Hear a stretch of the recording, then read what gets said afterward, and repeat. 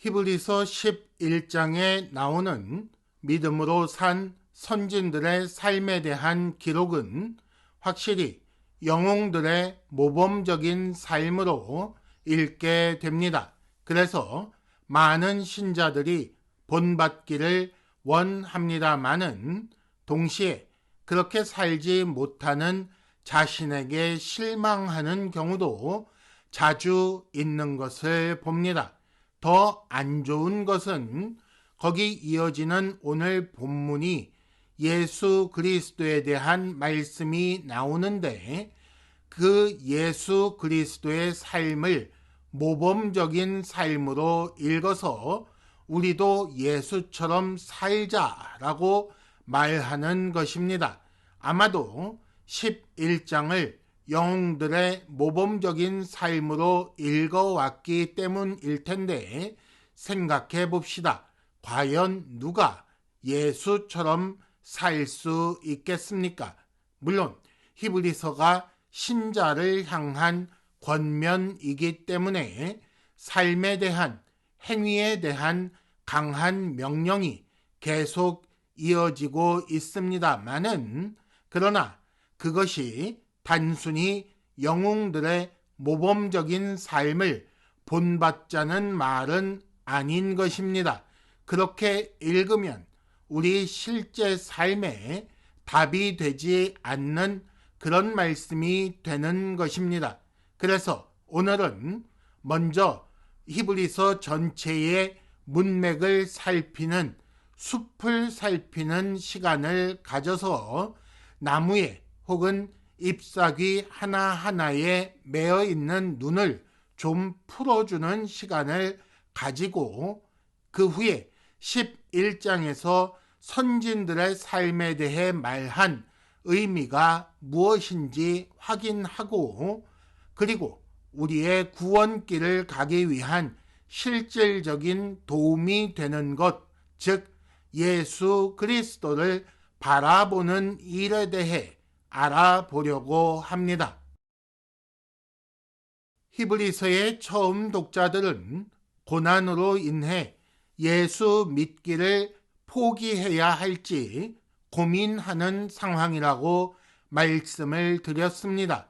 그런 사람들을 향해 예수에 대해 설명하기를 하나님의 아들이신 예수가 천사보다 뛰어난 하나님의 말씀의 전달자이며 모세보다 뛰어난 인도자이고 아론보다 뛰어난 멜기세덱의 반차를 따르는 대제사장이라고 설명했습니다.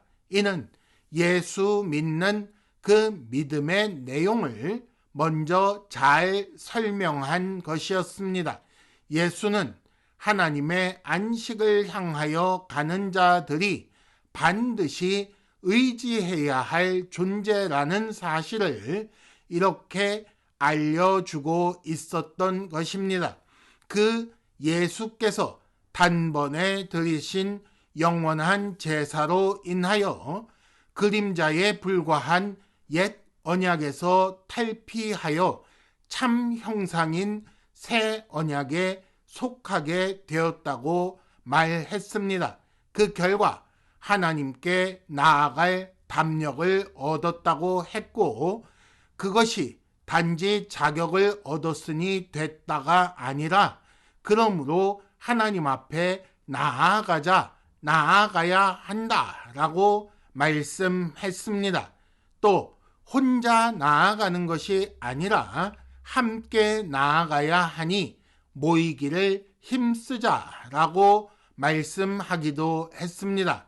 그런데 만약에 이런 진리를 받고도 거절한다면 예수 그리스도의 단번에 드리신 영원한 제사를 무시하고 짐짓 죄를 짓는다면 어떻게 될 것인가?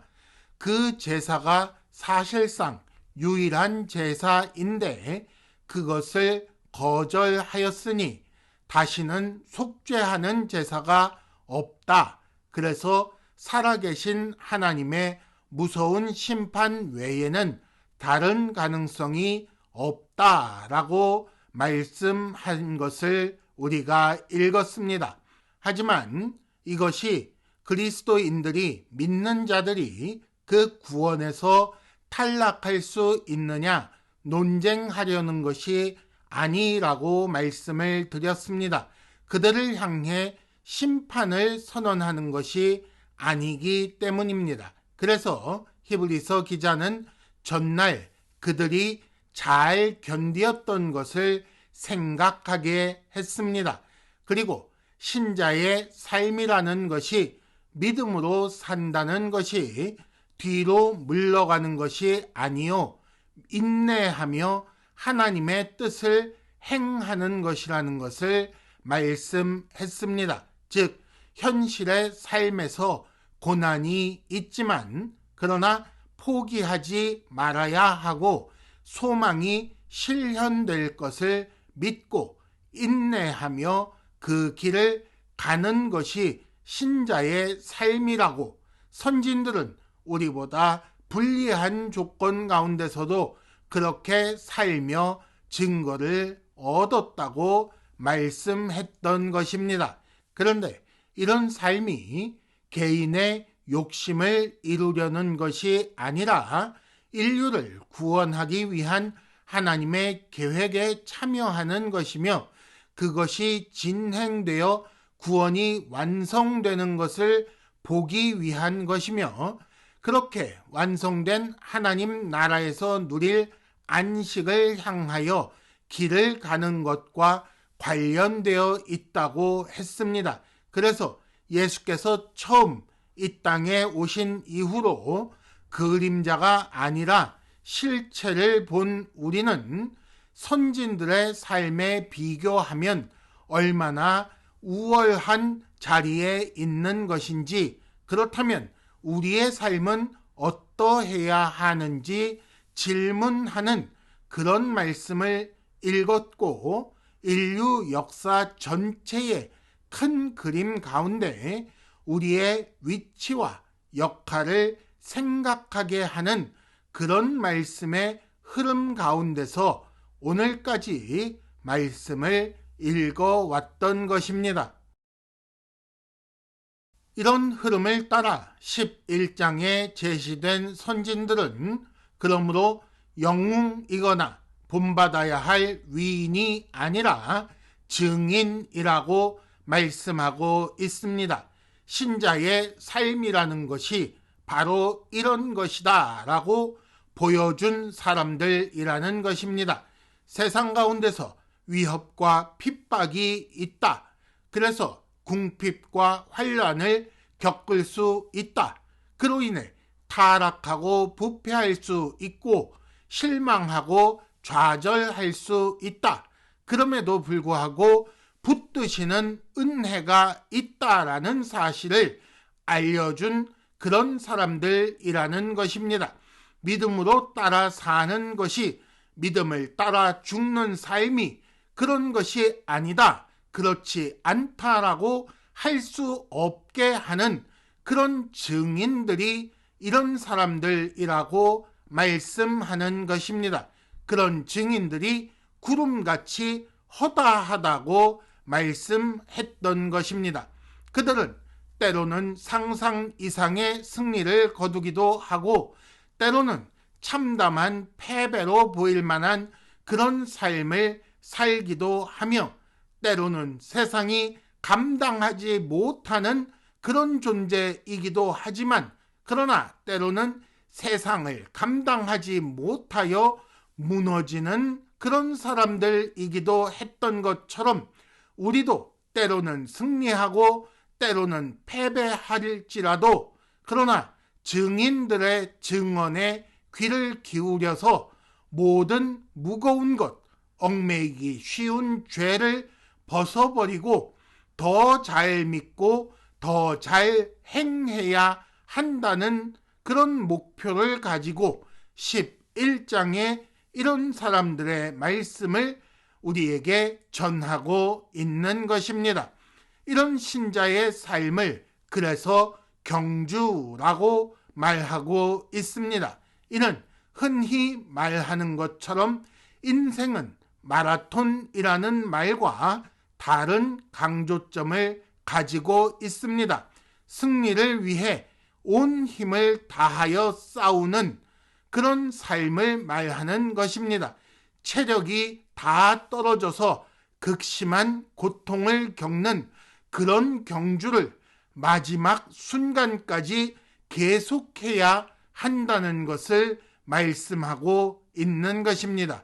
은혜로 살지만 수월하고 순탄한 것이 아니다. 하지만 그 고통 중에도 주께서 평안과 안식을 누리게 하신다라는 이상한 삶을 우리가 이어가야 하는 것을 이렇게 말씀하는 것입니다. 더구나 이 경주를 우리 앞에 당한 경주라고 말하고 있습니다.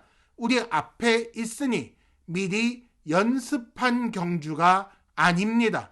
늘 우리 앞에 있어서 늘 두려워할 수밖에 없고 예측할 수가 없는 미지의 길을 개척하며 나아가는 그런 삶이라고 말씀하고 있는 것입니다.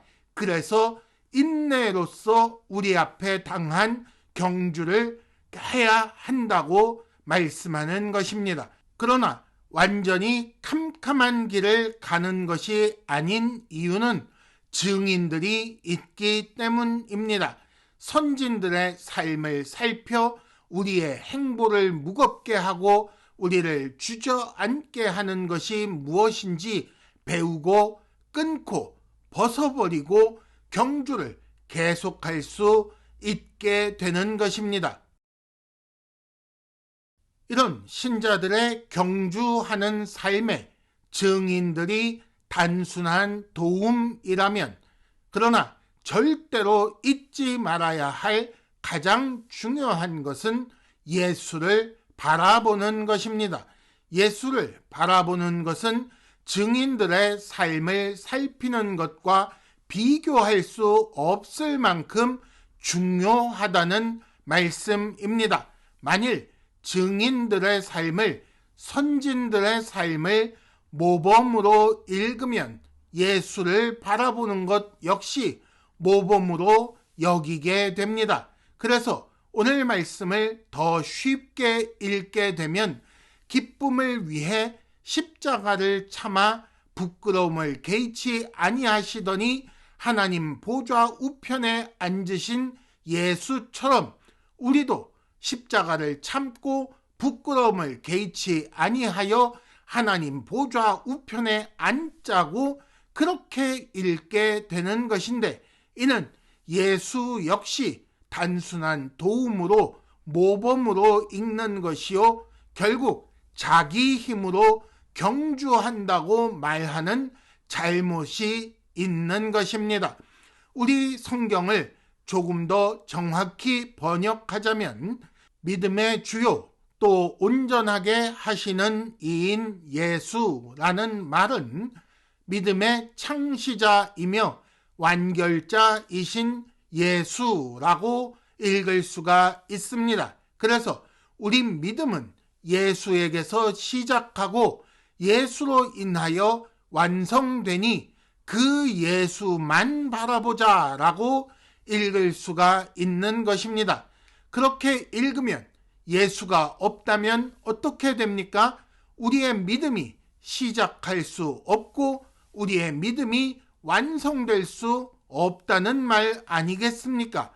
그런데 어떻게 신자의 삶이 믿음을 따라가는 그 경주가 예수를 단지 참고하고 모범으로 삼아 가능하다고 여길 수가 있느냐는 것입니다. 우리의 경주를 끝까지 하기 위해 반드시 처음부터 끝까지 우리는 예수만 바라보아야 한다는 그런 말씀인 것입니다. 그럼 2절 하반절의 뜻은 무엇입니까? 그는 그 앞에 있는 기쁨을 위하여 십자가를 참으사 부끄러움을 개의치 아니하시더니 하나님 보좌 우편에 앉으셨느니라 라는 이 말은 바로 그런 방식으로 우리 믿음의 창시자요 우리 믿음의 완결자가 되셨다는 말씀입니다. 단지 고난 중에 인내하여 영광을 얻으셨다는 말이 아니라 우리 믿음의 내용을 이루시기 위하여 이런 일을 하셨다는 것이며, 죄인을 살게 하는 하나님의 뜻을 이루는 그 기쁨을 위해 고난을 참으셨고, 그래서 영광을 얻으셨다는 그런 말씀이라는 말입니다. 이런 내용을 이루신 예수께서 우리 믿음의 근원이요 완성이시니 처음 시작부터 완성될 때까지 모든 것이 되시는 그 예수를 우리는 바라보아야 한다는 것입니다. 특히 이 과정 중에 죄인들이 이같이 자기에게 거역한 일을 참으신 일을 생각해야 하는데, 예수 그리스도께서 환난을 당하신, 시험을 당하신 그것이 우리가 피곤하여 낙심하지 않게 하는 힘의 기반이 된다는 말씀입니다.